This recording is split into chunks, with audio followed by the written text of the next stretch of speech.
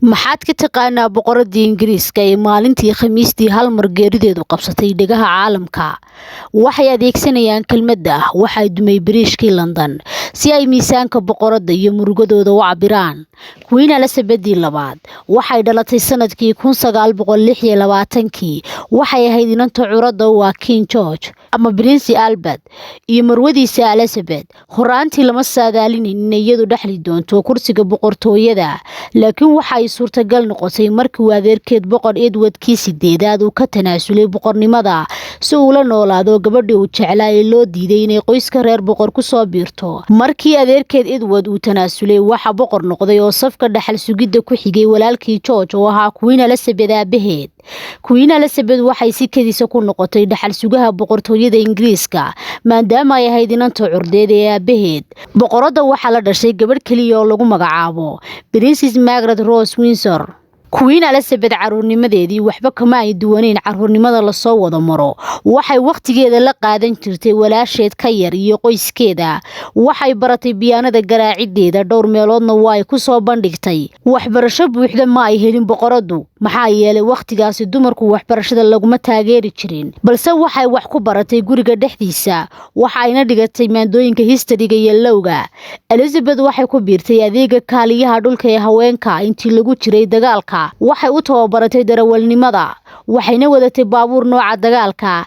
Amiirada waxa mararka qaarkood loogu yeeri jiray nambarka 320873 gaar ahaan marka ay bulshada u adeegto. Bishii November ee sanadkii 1947 waxay guursatay Philip Mountbatten oo ahaa amiirkii hore ee Greece iyo Denmark. Guurkooduna 73 sano ayuu jirsaday ilaa uu geeriyooday Amiir Philip bishii Abriil 2021. Waxay u dhashay 4 caruur. Haddaba sidee ayuu u dhacayaa aaska boqoradu? Waqti xaadirkan dalka ayaa hadda galay xilli rasmi oo baroordiiqa oo soconaysa ilaa aaska boqorada, kaasoo la filayo inuu dhaco 10 maalmood kadib. Maalinta ay dhimatayna waxa loo aqoonsan doonaa maalin fasaxa ama public holiday. Naxashka boqorada ayaa ooli doona hool ku yaala stateka Westminster maalmo ka hor aaska, waxaana loo qaadi doonaa dhowr boqol oo mitir subaxda aaska. Bandhig weyn ayaa dhici doona dhacdadaasi kadib. Dhacdada ayaa la daawan doonaa, waxaana la filayaa in la qabto aamusnaan heer qaran oo 2 daqiiqo ah. Isla maalinta uu dhacayo aasku, naxashka boqorada ayaa la geyn doonaa George's Chapel oo ku taala Windsor Castle si live loogu tabiyo. Haddaba isbeddello nooceeya ayaa la filayaa inay dhacaan aaska boqorada kadib. Marka ugu horeysa, Prince Charles ayaa waxa uu noqon doonaa boqor.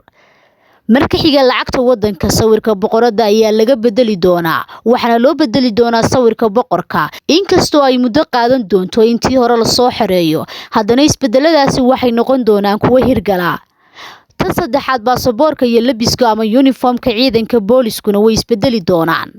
Sidoo kale, dhammaan shaqaalaha idaacadda ama wararka ka soo daynaya oo dhan waxay xidhan doonaan dharka madowga. Si gaar ah, idaacadda BBC-da ayaa waxa laga bedeli doonaa kalarka casaanka, waxaana loo bedeli doonaa midabka madowga ah. Qodobka u dambeeya ahna kan ugu muhiimsan isbedelada waaweyn ee dhici doona boqorada dhimashadeeda kadib waxa weeye inuu isbedelo line of succession oo safka dhaxalka, waxaana isu bedeli doonaa sidani. Imika waxa boqor noqonaya Prince Charles, waxa ku xiga oo kow ka noqonaya line-ka dhaxal sugidda wiilkiisa curadka ee William. Waxa ku xiga oo 2 ah Prince George ah wiilka curadka ee William. Waxa 3 noqonaya Princess Charlotte oo ah curad ku xigeenkiisa. Waxa 4 noqonaya Prince Louis oo ah wiilka ugu yar caruurta William dhalay. Waxa 5 noqonaya Prince Harry oo ah Prince William walaalkiisa ku xiga ahna King Charles walaalkiisa labaad. Waxa ku xiga oo 6 ka noqonaya line-ka dhaxal sugidda Prince Archie oo ah curadka Harry. Waxa 7 noqonaya Princess Elizabeth oo ah gabar yar oo u dhalay Harry. Sidaasi ayay noqon doontaa line-ka dhaxal sugidda ee boqortooyada Ingiriiska.